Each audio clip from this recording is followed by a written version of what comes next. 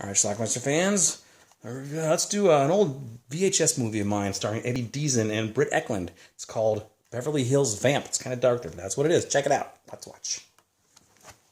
Our film starts out with Pat McCormick. Vampires. Fact or lurid dime novel fiction? Reality or the stuff of twisted imaginations? Not only do vampires really exist, but currently they represent a shadowy, worldwide scourge that makes the bubonic plague look like the hiccups. The Big Book of Vampires is just such a story. In it you will see sex, blood, girls with huge melons, more blood, stupid, naive kids. Plenty of time to figure that out. What do you mean?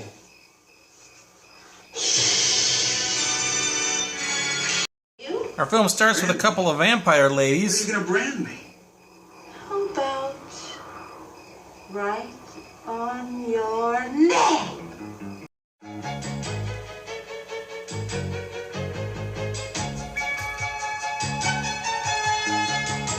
He's making a movie. We've got three guys here, Brock, right. Russell, and Kyle. Nice. They want to break into the film business.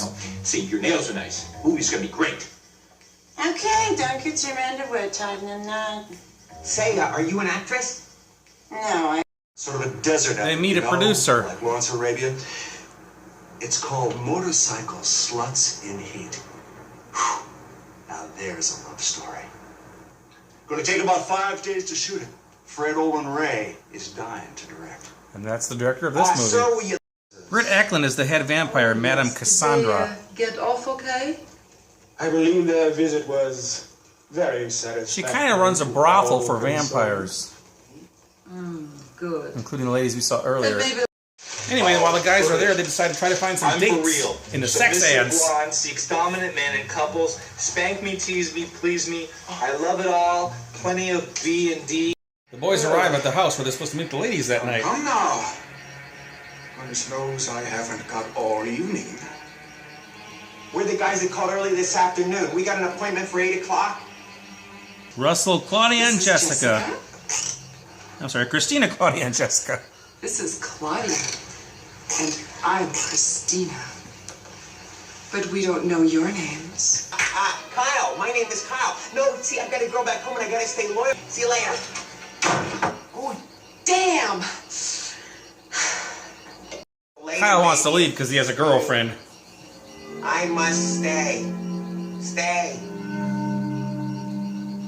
This guy's photographing or photographing a girl.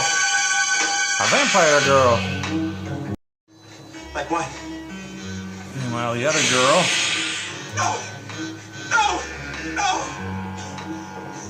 Yes! What gag is this? What's going on around Anyway, here? Kyle left that night, but what I said. next day he comes back because his buddies didn't come with him, and the house is empty. Yeah, but it was last night. Hey, you mind if I have a look upstairs? I'd rather you didn't, sir. Peter hasn't gotten to your script. He goes back to that Yeah, I can producer see guy for that. help. Well, I mean, we're going to be shooting motorcycle sluts in 2 more days. Mr. Pendleton, Brock is missing. Brock? Your nephew? Oh, Brock. What the hell's wrong with her? He ain't looking quite right, though. And he's got some holes in his neck. Brock! Are you okay? Fine. Actually, I'm not feeling so fine. Pale, clammy, the bite marks in the neck, and no reflection in the mirror. Ow. Sorry. Brock, I hate to break the news to you, but I think you're a vampire. You think I'm a what? Those women. They go to a priest for help. Vampire? The actor who plays the priest played Count Yorga, a vampire, in the early 70s. Begone, Count Yorga. Safe there.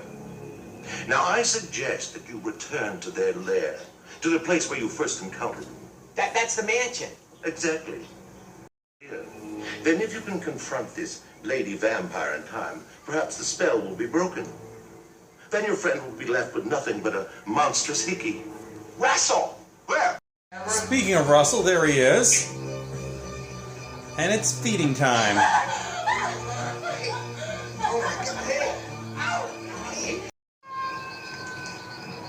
What are we gonna do? Kick butt! What kind of butt? Vampire butt! I can't hear you. Vampire butt! I can't hear you. Vampire Shut up, they'll hear you. Come on. Whoop. All right. I'll get him, Tiger. Evil.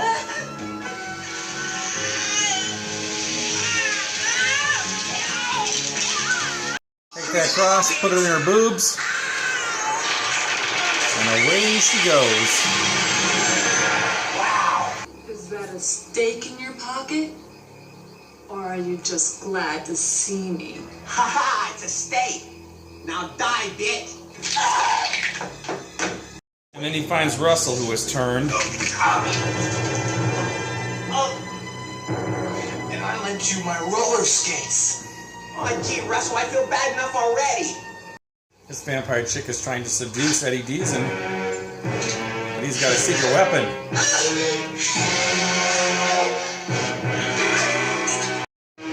And again, put the cross in the boobs, and away she goes.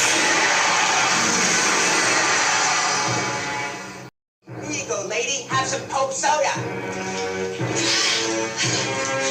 Coke soda is holy water.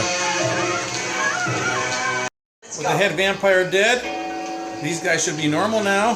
That's his girlfriend, by the way. But apparently, they're not. Let's get it. All right.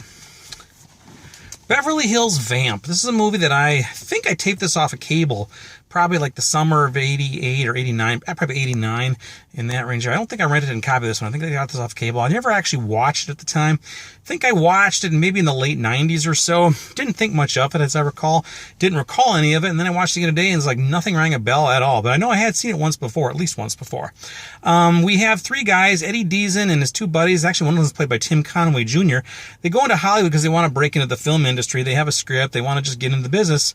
So that doesn't quite work out, at least not right away. But they decide, hey, since we're here, let's order some hookers. So they look at one of those like newspaper things where there's a bunch of ads for like call girls and things, or, you know.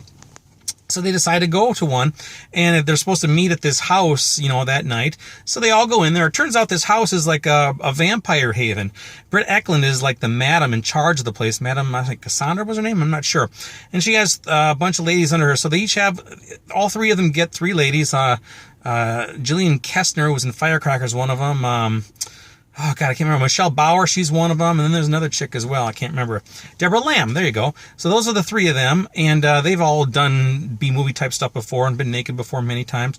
Well, Eddie Deason basically says, I have a girlfriend back home. Her name is Molly. And he decides to bolt out of there before he can get bitten. But the other two do get taken.